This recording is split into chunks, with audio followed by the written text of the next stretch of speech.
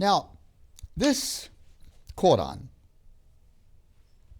came from heaven, Muslims believe.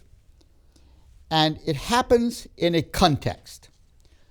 Now, I want to say just a word about the context in which this word comes down. The context. And this would be 7th century Arabia.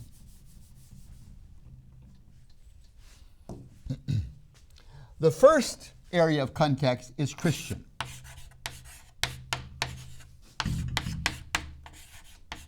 The Christian context. At the time of Muhammad, the Christian church had spread all around the Arabian regions. Syria in the north, mostly Christian. Even present-day Iran was, in those days called Persia, strong Christian minorities. Iraq, mostly a Christian nation. The Middle East, where Israel, Palestine is today, mostly Christian. Egypt, mostly Christian. Not only, and Ethiopia, not only were these Christian nations or Christian societies, but also they were translating the Bible into their languages. Most of these Christian communities around Arabia had the Bible in their language. So it was a very vigorous Christianity. They were sending missionaries all the way to China and deep down into Africa, a very vigorous Christian community. Within Arabia, however, there were very few Christians, for they did not have the Bible in the Arabian language. There were some nomadic tribes that were Christians, few, and here and there some Christians. But within Arabia itself, where Muhammad was born and grew up, there wasn't very much Christian presence. An awareness of Christianity, ideas about it. And you find as you read the Quran that awareness of Christianity is very much a part of Muhammad's experience. In fact, he was a merchant, and he would go to Syria occasionally in his merchant enterprises, and surely met Christians in Syria. Who knows, I'm just guessing this, but I wouldn't be surprised if he might have spent his overnights in a monastery operated by the churches in Damascus in Syria. So the Christian influence is present as you read the Quran. You see an interaction, like, for example, the statement we made just a bit ago, that Jesus is the Messiah. That's Christian influence that you see reflected within the Quran. Another aspect of the context is Jewish. There is the Jewish context, and particularly when Muhammad migrated from Mecca to Medina, and he arrives in Medina, he met large Jewish communities there. And so also within the Quran, as you read, there's a lively interaction between the developing Muslim community and the Jewish community.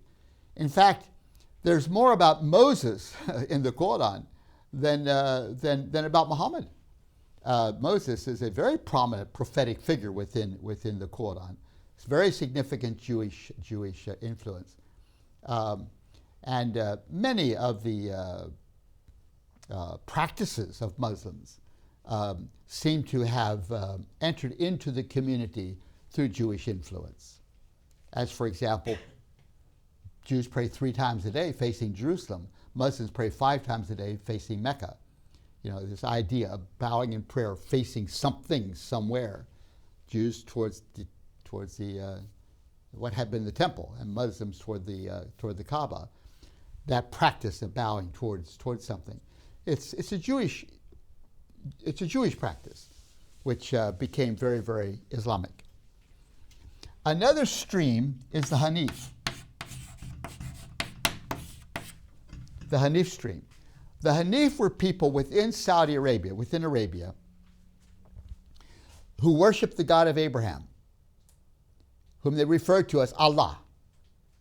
Muhammad's family, his tribal group, were mostly Hanif. And so he himself was considered to be a Hanif. And that's what he preached, worship only the God of Abraham, leave all other gods. This was a Hanif concern, these people within Arabia who worshiped the God of Abraham and encouraged people to do so likewise. So that's another very strong stream that weaves through the development of the Muslim community back there in the 7th century Arabia. The 7th century, 600 years after Christ. The other stream, the final one I want to talk about, is the Jahiliyyah.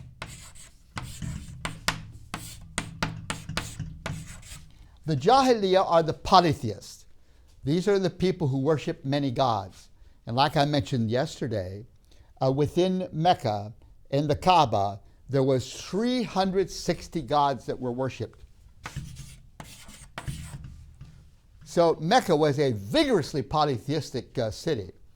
Every time a tribe would want to make peace with another tribe, they would bring the gods of those two tribes together and put them in the Kaaba so the gods would live peacefully side by side. They figured if the gods are living peacefully, then we should also be peaceful with one another.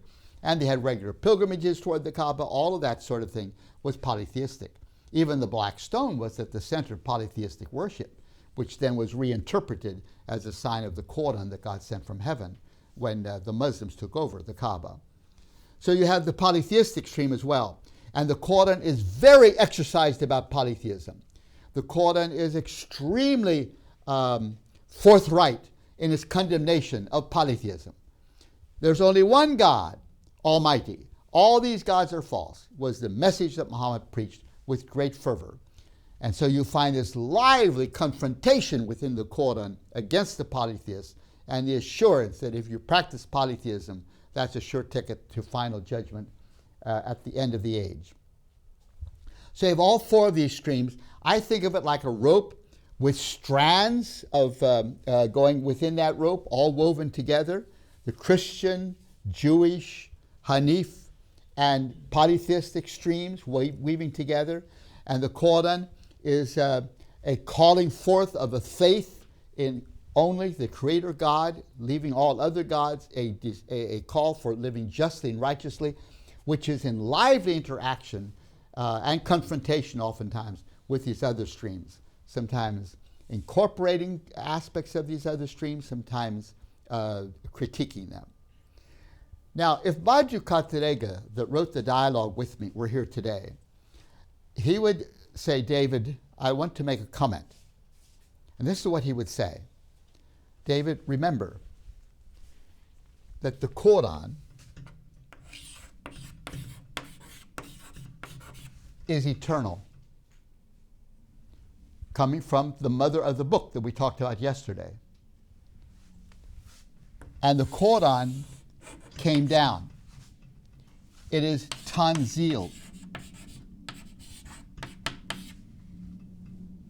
sent down, a sent down revelation. Let me illustrate a bit my understanding of what this means for the Quran to be tanzil. I'm going to just put this chair up here for a moment.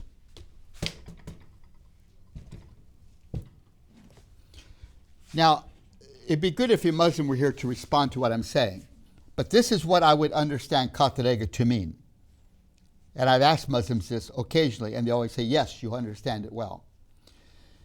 That within the Muslim understanding, God himself does not come down, but he sends a book down. Now that book transcends history.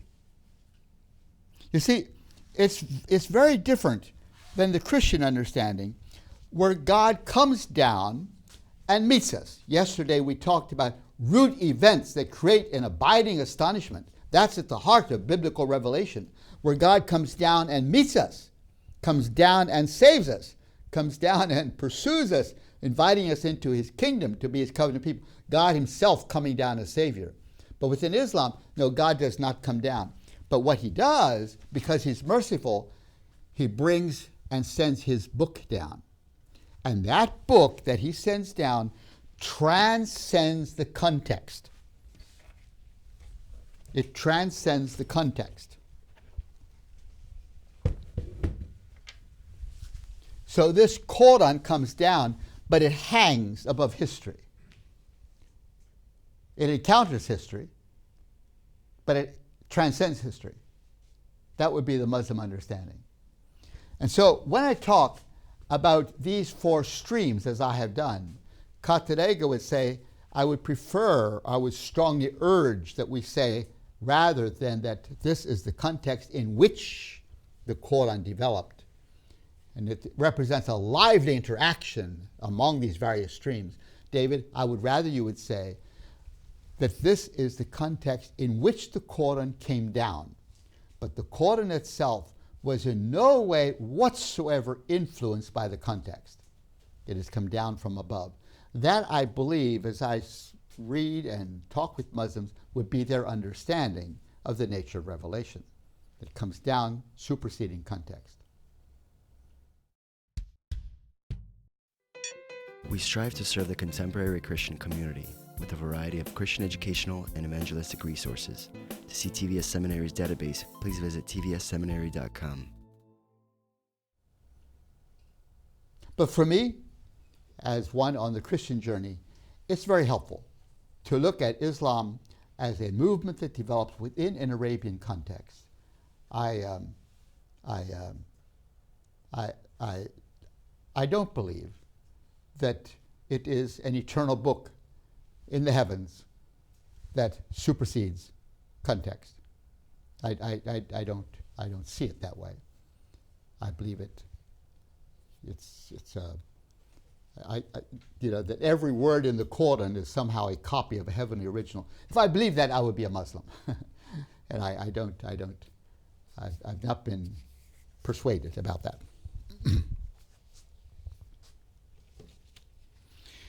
Now, with the Muslim conviction that this Quran came down, there is a great concern about submitting to this will of God that God sent down in the Quran. That's a deep commitment of every faithful Muslim. Now the question is, how do I know that I'm truly, truly submitting to God? Well, this is the way you know. You know by emulating the way Muhammad did things. And this is called sunnah. By obeying and submitting to the sunnah of the Prophet Muhammad. That's the way he did things. And so within Islam, there is a huge commitment to understanding the way Muhammad did things and then imitating how he did things. For example, there is a sunnah, there is a description of the Prophet that says that when he would comb his hair, he would start on the right side and then he would go to the left. So, every Muslim who wishes to follow the sunnah of the Prophet will comb his or her hair from the right to the left. You see, that's the sunnah of the Prophet. Furthermore, when he would put on his shoes, he would put the right shoe on first and then the left shoe. So all faithful Muslims will attempt to put the right shoe on first and the left shoe next to emulate the way the Prophet did things, his sunnah. Well, how do we know what his sunnah is? That's the hadith. It's the hadith that tell us what the sunnah is.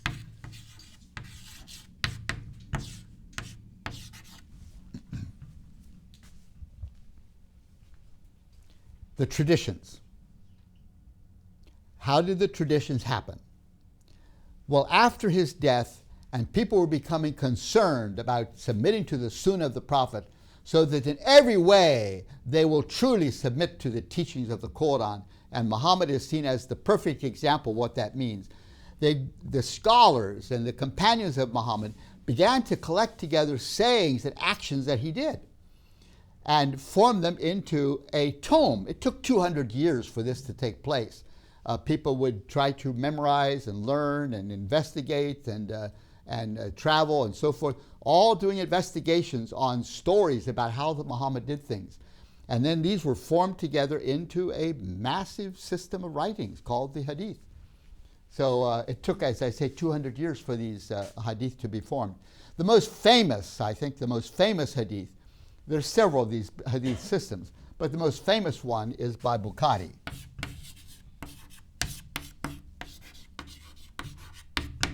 by Bukhari. And that took 200 years. And so after the Hadith were formed, then our Muslim friends said, oh, in addition to that, we need application to apply this teaching, these actions of Muhammad in a very specific way to every aspect of life. And so for the next 200 years then, they wrote another system of books which is called the Sharia. The Sharia.